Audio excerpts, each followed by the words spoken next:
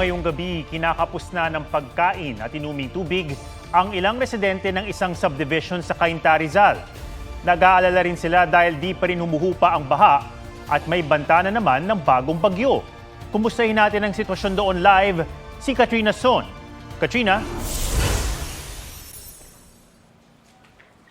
Atom, hanggang sa mga oras na ito ay baha pa rin sa ilan sa mga subdivision o kalye dito nga sa Cainta, Rizal. Kaya naman ang ilang mga residente rito nakakaubusan na raw ng supply ng kanilang pagkain. Kakulangan sa inuming tubig at pagkain. Ito ang nararanasan ng ilang taga Vista Verde Executive Village sa Cainta, Rizal. Kaya naman di alintana ng ilang residente ang mataas na baha at malakas na ulan. Makabili lang ng pagkain at maiinom. Sabi ng Pag-asa is 2 days na malakas pa rin ang ulan. So in preparation pa rin, mayroon kami supply. Kasi yung supply namin before is yung for 2 days na naubos na. Yung tindahan kasi ubos na rin yung mga supplies nila. Paano po doon? May makakain pa? Pagdating ko, makakabili ng pagkain. Naghahanda na raw sila lalo na't may bagyo na naman. Kasi baka bukas meron pa rin mahirapan kami lumabas. Kaya bumili na ako. Andito ako ngayon sa Vista Verde Executive Village dito sa Barangay San Isidro sa Cainta, Rizal. Ang subdivision nga na ito ay isa sa mga subdivision na talagang binaha. Sa kinatatayuan ko ngayon ay hanggang tuhod ang baha, pero kapag napunta ka pa raw sa looban ay lampas dibdib na ang taas ng baha. Kaya naman kanya-kanya na ang mga residente dito sa paggawa ng kanilang mga makeshift na balsa. Ito po yung pressure na sira, bali ginawa na namin ng paraan para makatulong din sa mga kapwa nating Pilipino na gusto umuwi sa bahay. Ang dahil po kasing lumulutang na saging-saging dito, madami, kaya kinuha na lang po namin kaysa namang bumarabara na lang, tagpi-tagpi na namin para gawing balsa. Bali swimming pool to ng mga bata po, tas ginawa na lang po naming bangka. Isang lalaking senior citizen ang kinailangang i-rescue sa gitna ng mataas na baha. May re-rescue tayong senior na nahihirapan na huminga. Nang hindi makapasok ang military truck sa taas ng baha, nagtulong-tulong ang rescuers gamit ang maliit na rescue boat. Samantala, ang Felix Avenue hindi na madadaanan ng mababa at maliliit na sasakyan. Maging ang mga motor, hirap, kaya maraming nagbalik ang sasakyan. Ang ilan naman, nasiraan pa. Tumirik po ayaw na po mandar Hindi mga pasok ngayon, ayaw mandar yung motor ko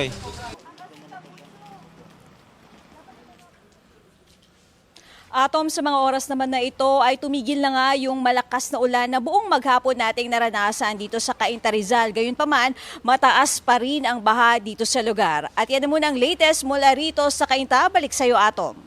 Maraming salamat, Katrina Son. Lubog ngayon sa baha ang buong bayan ng Kalumpit sa Bulacan at inaasahan pang palalalain ng high tide bukas.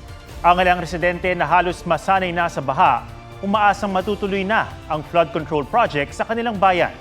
Live mula sa Kalumpit, Bulacan, may report si Nico Wahe. Nico. Atom, isinailalim na sa state of calamity ang Kalumpit, Bulacan matapos lumubog ng lahat ng 29 na barangay dito. Kabilang yan itong barangay Sapang Bayan na palaging binabaha dahil karugtong nitong Pampanga River na madalas ay high tide. Dito lumaki, nakapag-asawa at dito na rin nagkaapo sa barangay Sapang Bayan, Kalumpit, Bulacan si Aling Esmeralda. Sa lahat daw ng pinagdaanan niya sa buhay, palagi rin niyang kasama ang baha. Halos hindi na raw umalis sa barangay nila magmula noon pa. Nagkakatalo na lang kung gaano kataas o kababa. Siguro po habang yung high tide na yan, makahabang panahon na yan. Katabi ng barangay ang Pampanga River. Kailan ba huling nawala ng tubig dito?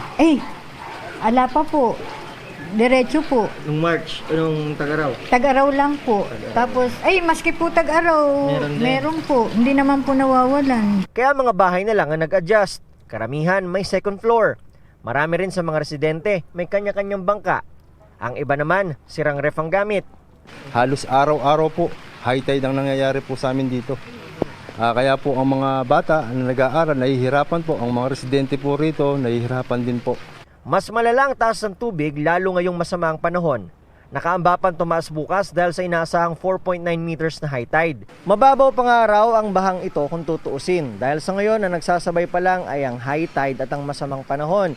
Pero sa oras na bumaba ang tubig mula sa mga karatig probinsya gaya ng Nueva Ecija, itong Barangay Sapang Bayan sa Kalumpit, Bulacan ang nagiging catch basin. Itong bahaging ito umaabot sa lagpas tao ang baha. At dahil nga tila forever ang tubig dito, 100 hektaryang sakahang lupa ang hindi na napapakinabangan. 1 dekada na kami hindi nakakapagsaka. Dahil sa pagkakakuhan, pumapasok agad ang alat. Umaasa silang makababalik muli dahil sa flood control project na sinimulan na noong nakaraang buwan ng DPWH. Isa lang ang Barangay Sapang Bayan sa 29 na barangay sa Kalumpit na lubog sa baha ngayon. Kaya ang lokal na pamahalaan nagdeklara na ng state of calamity. Handang-handa naman po kami kung ano man po yung disaster po na aming naranasan sa ngayon. Yung mga dati pong hindi nilulubog, ngayon po ay nilulubog na din. Lalo higit yung mga subdivision po. Halos wala nang labasan yung tubig. Mahigit 40,500 na pamilya na ang apektado, katumbas ng mahigit 131,000 na individual. Mahigit 300 namang pamilya ngayon ang nasa evacuation center. Plano raw ng LGU na magtayo pa ng mas maraming flood control project. Naging successful yung flood control sa bayan, sa barangay ng Corazon, dito sa bayan. Bali dati kasi pag ganyang bahaan, halos 1 month to 3 months. Bago humupa yung tubig, gano'ng katagal. Nung ginawa yung flood control doon, na-testing na, approve siya. Bali, ngayon, 1 to 3 days lang.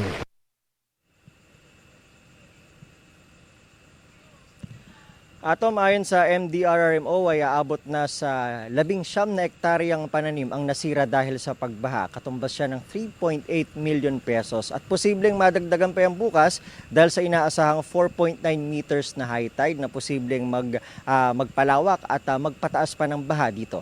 Atom. Maraming salamat, Nico Wahe. Asahan pa rin ang malalakas na ulan bukas na posibleng magpabaha o magdulot ng landslide dahil sa habagat. Ayon sa Pag-asa, hinahatak ng Bagyong Dante at low pressure area ang habagat. Pagpapaulan ng habagat sa Metro Manila, Northern at Central Luzon, Calabarzon, Bicol Region at Western Visayas. Huling namataan ng Bagyong Dante, 1,055 kilometers east of extreme Northern Luzon. Pa-northwest ang kilos nito sa bilis na 25 kilometers per hour. Sa forecast track ng Pag-asa, hindi magla-landfall ang Bagyong Dante sa anumang bahagi ng bansa. Tutumbukin nito ang Ryukyu Islands sa Japan at East China Sea. Posible itong lumabas ng Philippine Area of Responsibility sa Huwebes o Biyernes. Bukod sa Bagyong Dante, binabantayan din ng Pag-asa ang isa pang low pressure area na huling nakita 105 kilometers southeast ng Basco, Batanes. Sabi ng Pag-asa, posible itong kumilos pakanluran papunta sa West Philippine Sea at doon mabubuo bilang bagyo. Posible rin itong mag-merge o sumanib sa sirkulasyon ng Bagyong Dante. Isinailalim na sa state of calamity ang Quezon City dahil sa epekto ng Bagyong Krising at hanging habagat. At kahit bahagyang humina ang ulan, baha pa rin sa maraming lugar sa Metro Manila, gaya sa Caloocan na may sasakyan pang nahulog sa sapa. May report si Marizo Mali. Wala kasi kan, bro. Overall ka bukas. Nilusong ng sasakyang ito ang baha sa Doña Aurora Street sa Camarin, Caloocan kagabi. Pero nang umabot sa malalim na parte, wala na. Kwento ka talaga. inanod na ito at tuluyang nahulog sa sapa. Sinubukan pang humabol ng ilang residente pero di na sila umabot. Sinubukan daw nilang pigilan ang driver nito dahil malakas na ang agos pero di raw ito tumigil. Wala, di nagpaawa, dire-diretso eh. UP na nang matagpuan ang sasakyan. Patay ang 60 anyos na driver nito na si Ricardo Donasco na nakausap pa raw ng kanyang misis. Kailangan namin ng rescue, gano'n siya ng gano'n. Sinabi niya ba nahulog na sa... Hindi po, wala po siyang binabanggit. Hanggang sa malabo na yung salita, wala na kaming maintindihan. Gumaganon-ganon na. Tapos, ayun po, tumawag na akong barangay. Patuloy pang hinahanap ang kasamahan niyang nawawala. Sa Malabon hanggang binti pa ang taas ng tubig. Kaya ang closed van na ito na paatras ng tangkaing lumusong sa baha. Hindi naman pala uurong ka naman pala Ang ilan namamasahe na lang sa mga balsa at bangka. 50 pesos ang bayad. Dahil sa hindi pa humuhupang baha, may mga residenteng kagabi pa stranded. Hindi pa kami umuwi. Kumbaga sa bangko kami natulog doon sa office namin. Sa gitna naman ng ulan sa Parañaque, tulong-tulong ang mga rescuer para mailipat ang bedridden na senior citizen sa isang evacuation center. Ni-rescue rin ang isang bagong panganak na ginang at kanyang sanggol. Hindi pa rin passable ang ilang kalsada. Yung angkos, yung creek doon na nasira indike. Dito na pumasok sa kalsada yung lahat ng tubig. Kaya kahit wala ng ulan po, yung tubig mataas pa rin. Sa Pasig, maraming kalsada ang lubog pa rin sa hanggang tuhod na baha. Sa isang barangay, mahigit 1,400 ang inilikas kabilang ang ilang senior citizen. Nag-deploy ng mga fire truck at rescue vehicle sa iba't ibang lugar sa Pasig City para mabilis makaresponde sa mga nangangailangan. Kung kinakailangan po lumikas na po agad. No? Sa ngayon po, ano pa rin yung panahon, masama pa rin. No? So wag na po natin antayin na magdilim po kasi po mas mahirap po mag-rescue. Sa Barangay Santa Lucia, daan-daang individual ang lumikas sa De Castro Elementary School at Bliss Evacuation. Kung kailangan daw magpa-rescue, mag-post lang sa Barangay Santa Lucia Online Info Facebook page. Mariz Umali nagbabalita para sa GMA Integrated News. Umapaw ng mga ilog at creek ang itinuturong dahilan sa pagbaha sa ilang bahagi ng NLEX kagabi. Hindi na raw kinaya ng kanilang pumping stations ang dami at bilis ng pagtaas ng tubig. May report si Ivan Mayrina.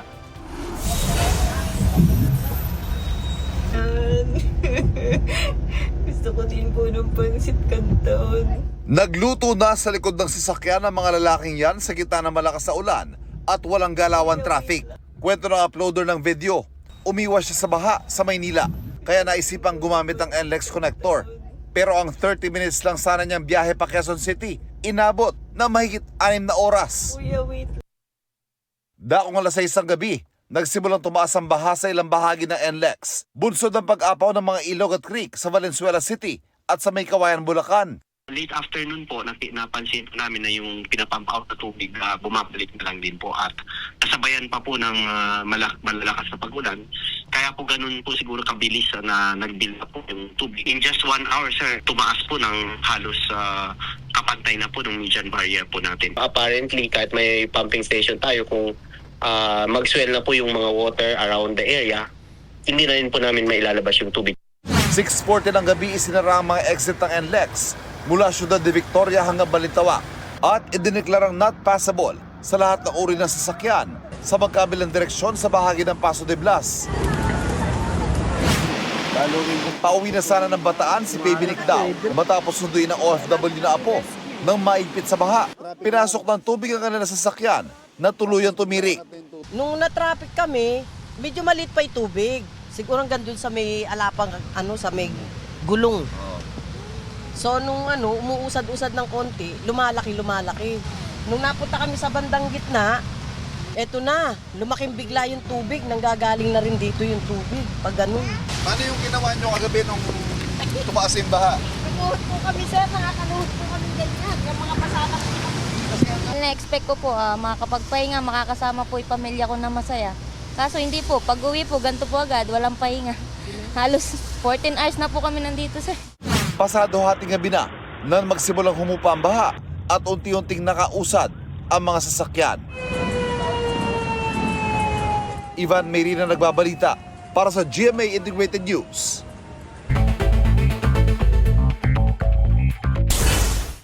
Bangkay ng batang lalaki natagpuan sa Laguna Lake. Isa siya sa 2 batang nawala matapos umunong malunod sa ilog noong Sabado.